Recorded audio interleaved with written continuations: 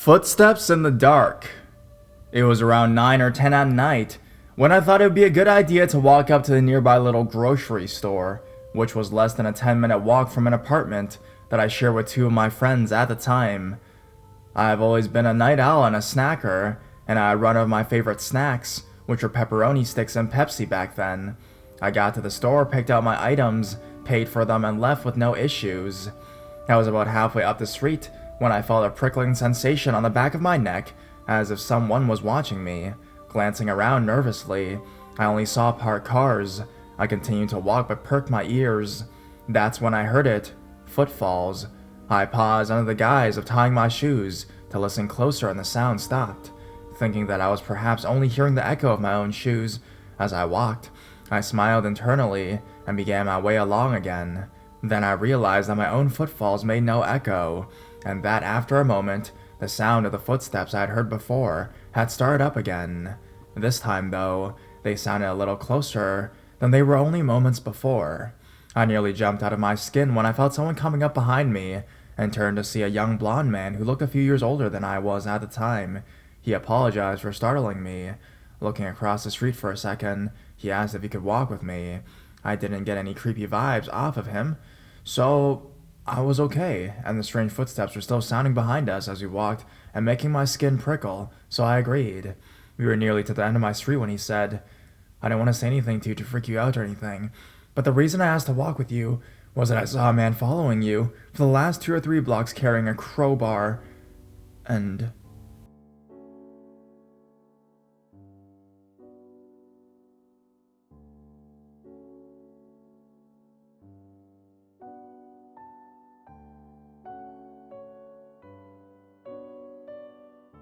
My dad's encounter with a garbage bag rat body. Longtime lurker of this thread, and while I thankfully don't have a terrifying encounter, my dad does. My dad told me this story maybe 5 or more years ago when I was a kid, and he was probably in his early 20s. He can't remember the exact day, but he pretty much remembers everything else about that night. I remembered it today and thought it might make a good let's not meet story, because I certainly don't want to ever meet this man that my dad met that night. I do wonder if maybe the guy needed help, or he was going to rob and kill my dad or something like that. Either way, his story is extremely terrifying, and as someone who also works late nights, I hope to never have an incident like this. I asked my dad to text me his story, and this is what he sent me. It had been a very long day at Kanam, my dad's construction workplace, and I've been working a graveyard shift, so I was already tired and ready to go home and sleep. I was driving on Wine Country Road in eastern Washington. It wasn't a very dark night, because the sky was clear and the stars were bright out, so much the area I was driving was pretty lit up. I was driving out in the country, and I noticed what looked like a random garbage bag, filled with trash in my lane. For a moment I almost thought about just running it over, feeling too tired to care, but something told me deep inside my gut, no, go around. When I did go around, I slowed down so I could get a better view of the garbage bag, and what I thought was just a garbage bag, I could make out 2 old-style black Converse shoes attached to a person laying in the middle of my lane. Naturally, like any rational person, I immediately yelled, "Holy shit," and turned my truck around. When I got out, I noticed that someone must have wrapped this guy up in a garbage bag, and I honestly thought this guy was dead. I went over to him and could see that he was all beat up, almost as if someone had him in the back of their car and then dumped him into the road as they were driving away.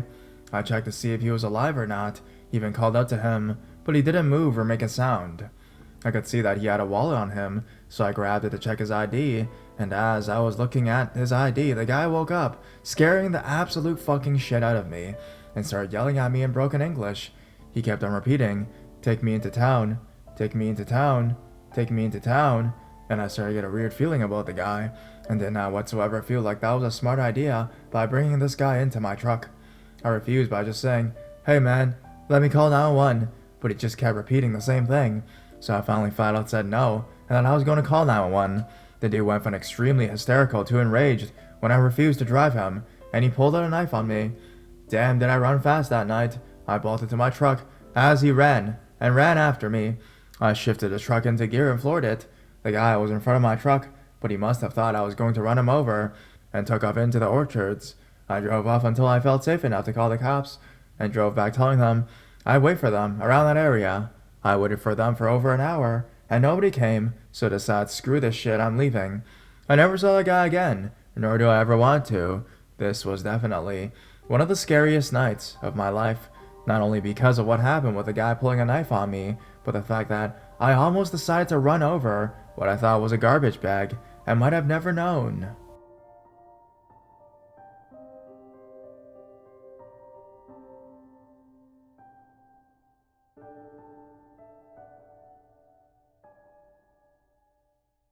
Bora the Gibbon. This happened in Thailand in 2014. I lost my job in Zurich and decided to use the opportunity to make a trip around the world, starting with Southeast Asia. I've always wanted to work with animals, so after backpacking Vietnam and parts of Thailand, I applied for a volunteer position at an ape sanctuary. They told me I could start whenever I wanted. The deal was that I had to make a deposit around 20,000 baht, which translates to roughly about 500 USD. They told me that if I stayed at least 3 months, I get 70% of my money back. The early days of working there were freaking wonderful. The place was full of young, motivated people who thought they could save the world one ape at a time. The majority of the animals were rescued gibbons. Our goal was to nurse them back to health and eventually release them back into the wild. Our responsibilities as volunteers were to feed them, clean their cages, and educate visiting tourists about the horrors of the illegal pet trade in Thailand. Before they came to us, most of the gibbons have been abused as tourist attractions. You know those pictures you see on Facebook from people being on vacation somewhere in Asia and they have to hold cute animals into their camera? Yeah, this is how the poachers make their freaking money. They'll put a gibbon, lizard, or slow loris on your shoulder, snap a picture, and charge you for it afterwards.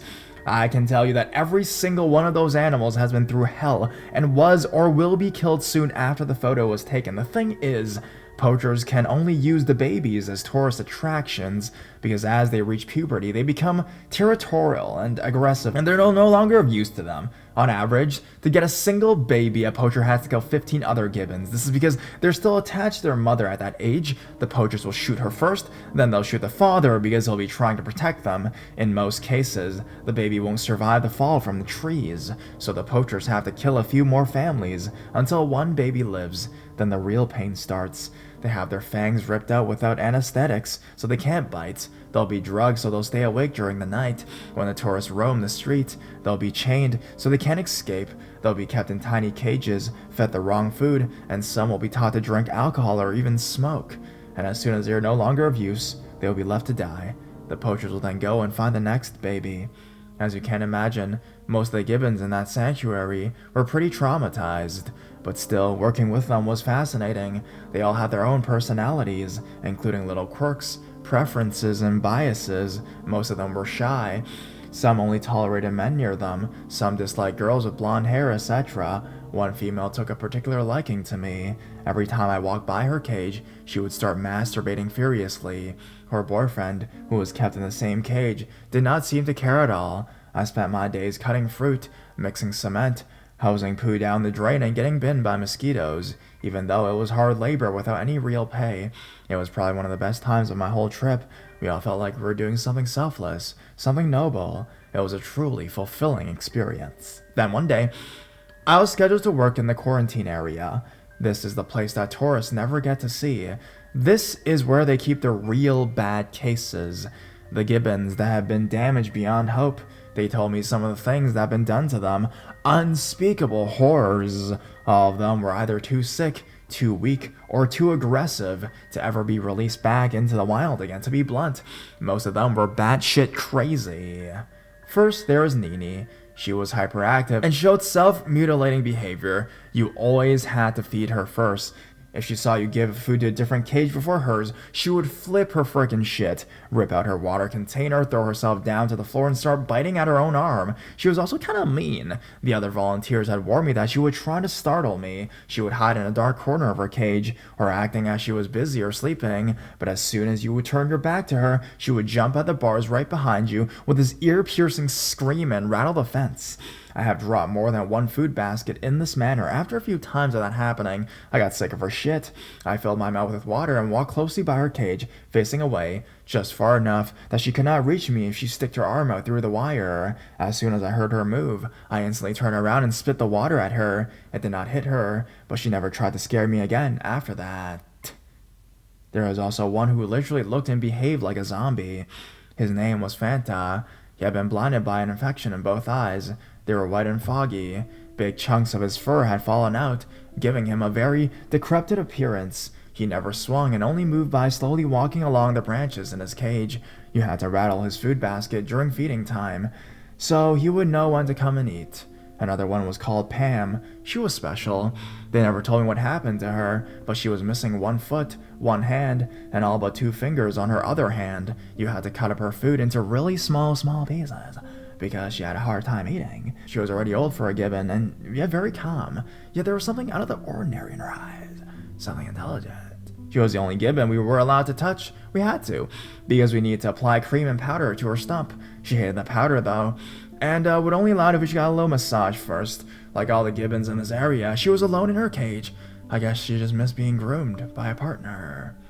A Thai worker told me the story about how some years ago, a volunteer who was going to clean her water container found it empty. That was unusual for Pam, because she only has 2 fingers. She wasn't really able to drink that fast. He turned the container upside down just to be sure, when a dark green scorpion fell out and crawled away.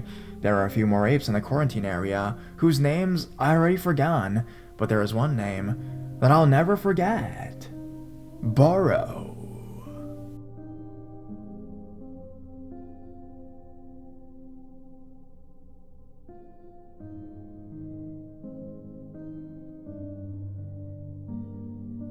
Bora was huge for a Gibbon and strong.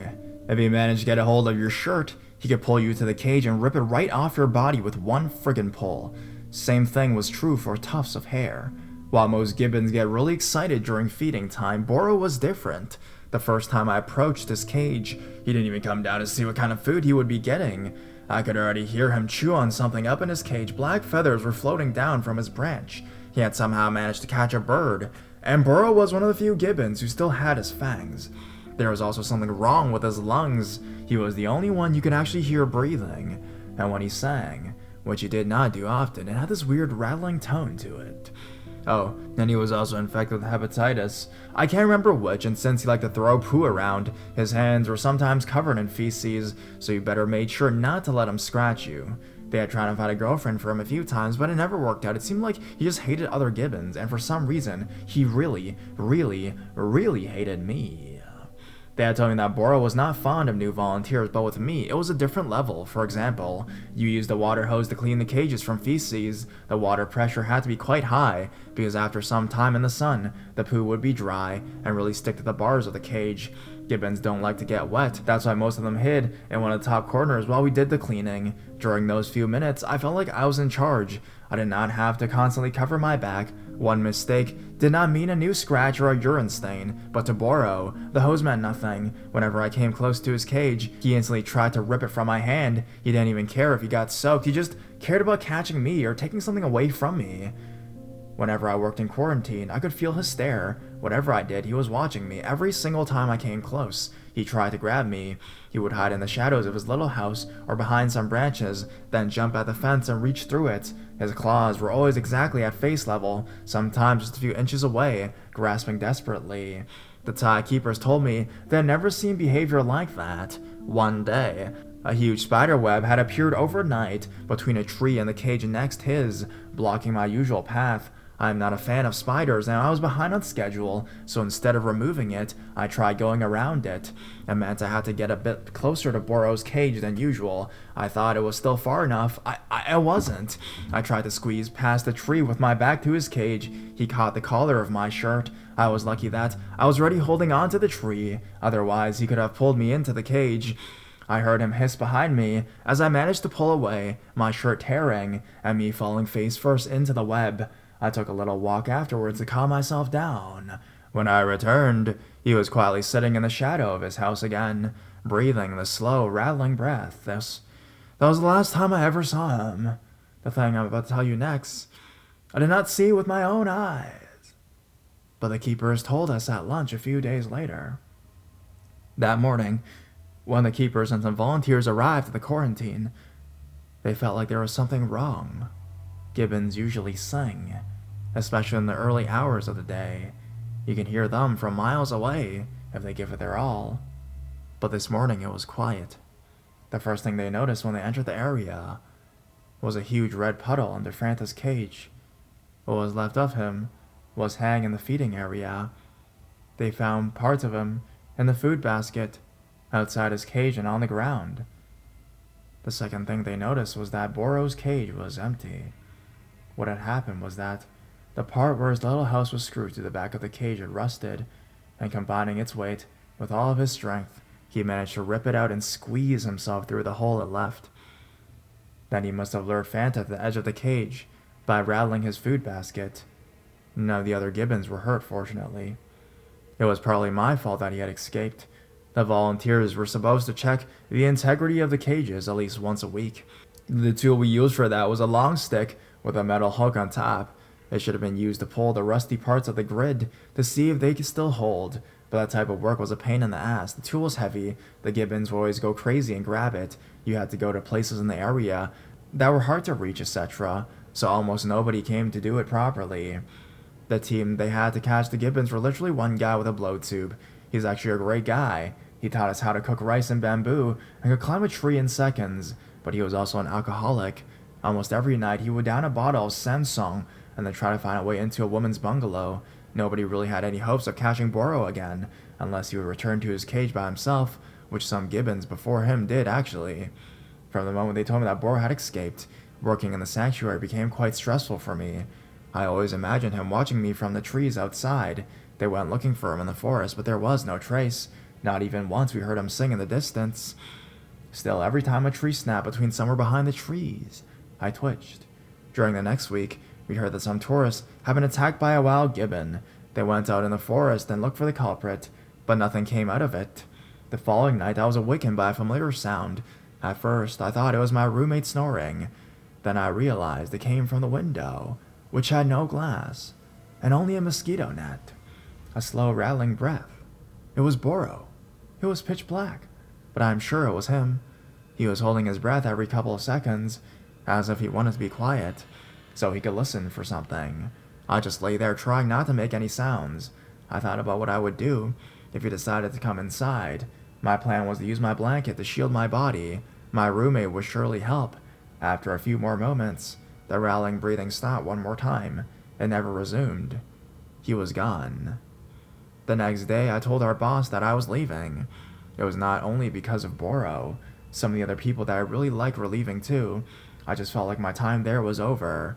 There were many more places in the world I wanted to see. I am sure they were able to afford a few new cages with the money I left them, so I did not feel bad about my decision. I don't know if Bora ever returned to the sanctuary. When I think about it now, I just feel sorry for him. He was not evil, just a wild animal that had experienced more terrors than most of us can imagine.